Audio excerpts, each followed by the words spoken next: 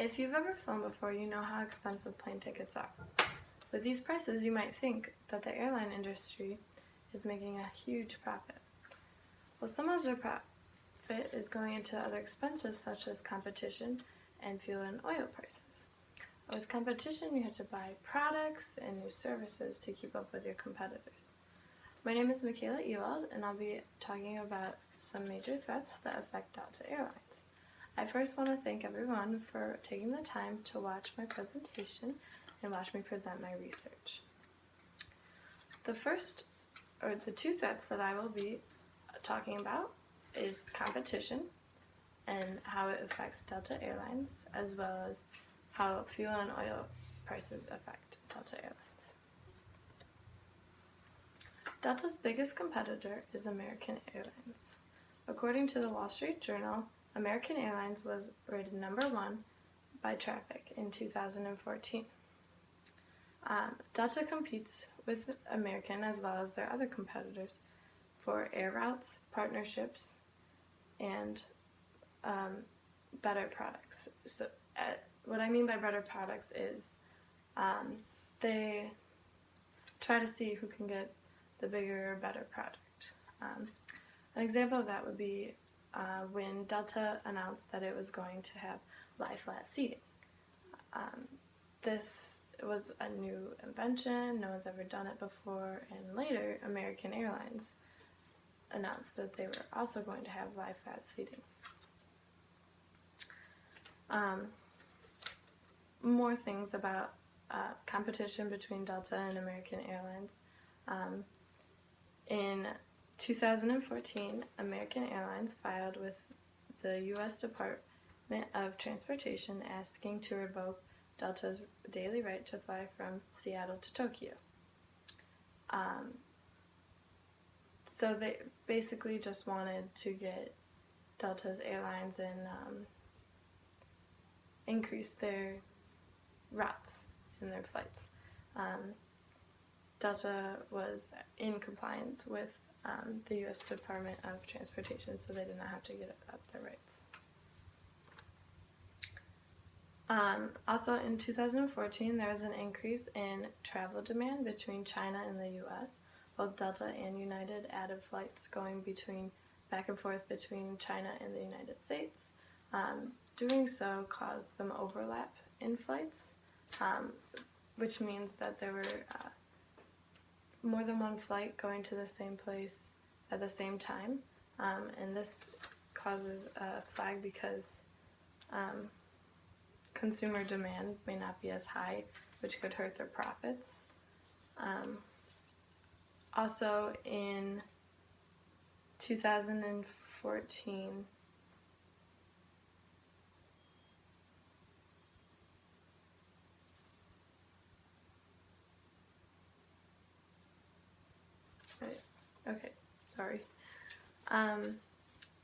Other things is global competition. It's good to build relationships and partnerships with other international airlines, and that will help their airline grow and expand. In 2014, Delta lost to ANA Holdings for a partnership with Skymark Airlines. This hurt their chances of getting a foothold in one of the busiest airlines and getting air traffic, building their customer base. So with all the competition that the airline industry faces, it's hard to guarantee partnerships when other airlines are offering similar or better products and services than you are.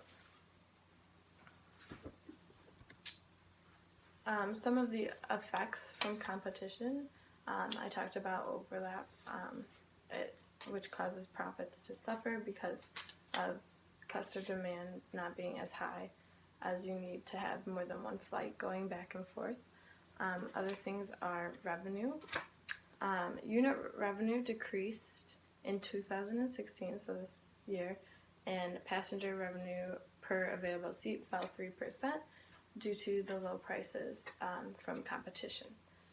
Other things are that Delta's doing because of competition is they're offering increase in flights from different areas as well as products.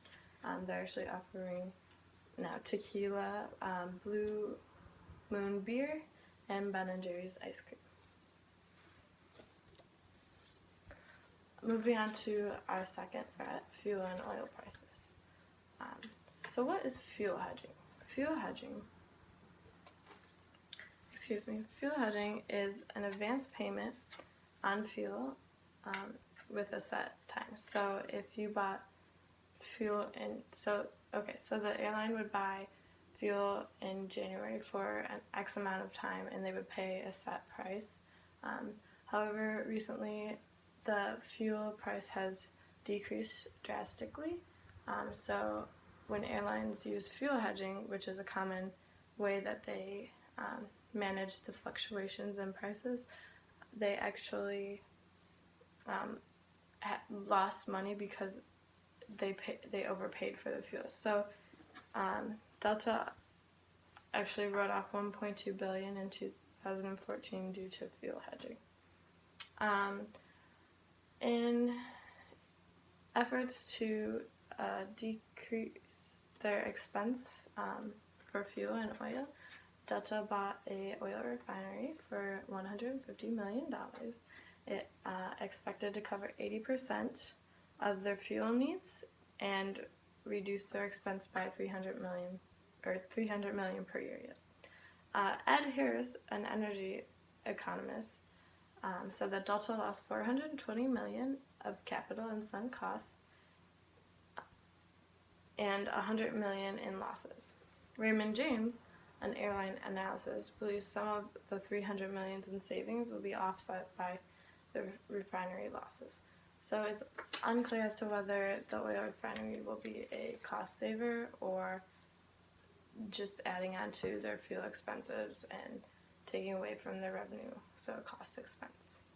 In conclusion, we talked about the competition that Delta faces with all the other airlines having to keep up with the technology and services that other airlines offer, as well as creating new products, for example, the Wi-Fi seating.